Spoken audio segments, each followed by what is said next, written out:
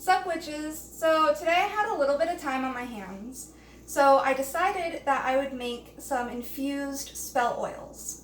Spell oils come in handy for a lot of things in witchcraft, so I thought it would be a good opportunity to show you guys my process of how I infuse herbs into my oils.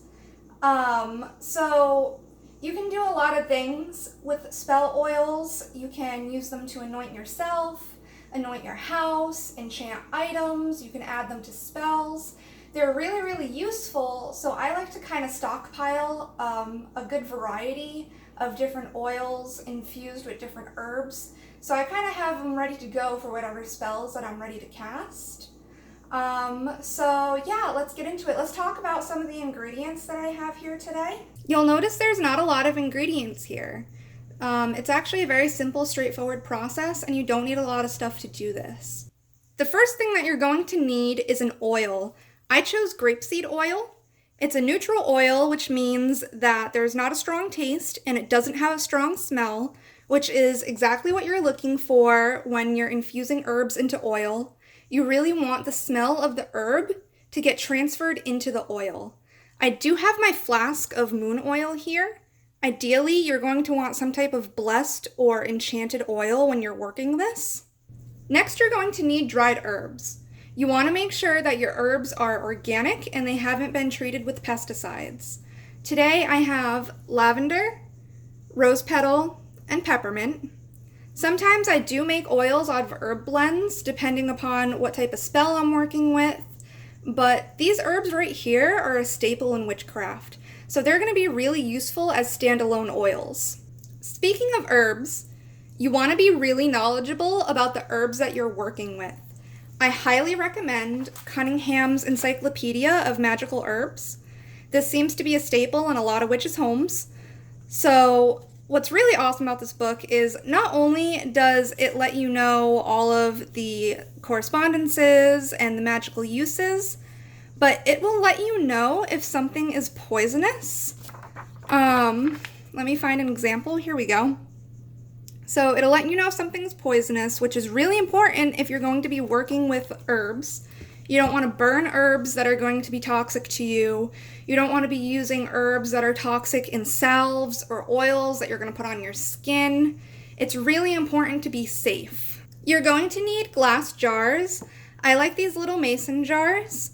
It doesn't matter the size of the jar that you use as long as it's glass.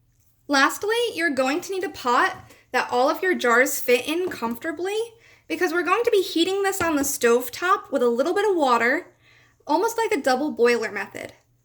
All right, let's start the process. You're going to want to fill your mason jar up a third of the way with your herbs, and then you're going to fill to the fill line with your oil. Now that your oil is filled, we can move this process to the stove, but I want to take a moment to appreciate how pretty these are. Now our jars are going to take a warm bath. You want to make sure that the water is warm and not hot, because we're not trying to cook these herbs down. We're just trying to warm the oil a little bit, so it helps with the infusion process. You're going to turn your stovetop on the lowest setting possible, and you're going to periodically check in on this and make sure that it's not simmering and it's not boiling. If it's doing either of those two things, it's way too hot and you might need to cut the heat a little bit to regulate it down to where we need to be. You want to let these guys hang out for at least 3 hours, but the longer they go, the better it's going to be. I'm going to let these guys go for at least 6 or 8 hours before I take them out.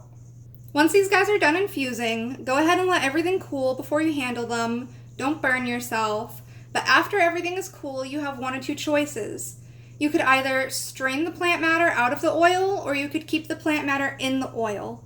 Personally, I'm going to keep my plant matter in the oil for a couple reasons. Reason number one, I'm not too concerned about longevity. If I did want this to last longer, I would strain out all the plant matter. However, keeping the plant matter inside the oil, we're looking at a shelf life of about 3 to 6 months, and I'm pretty confident that I'm going to use it in that time.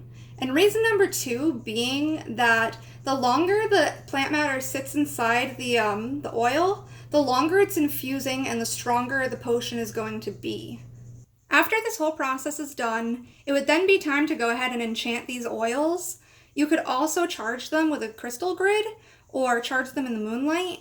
I wouldn't suggest leaving them in the sunlight to charge because you want to store these in a cool, dark place. But yeah, guys, that's it. That's how I do my infused oils. I hope this helps, and happy casting.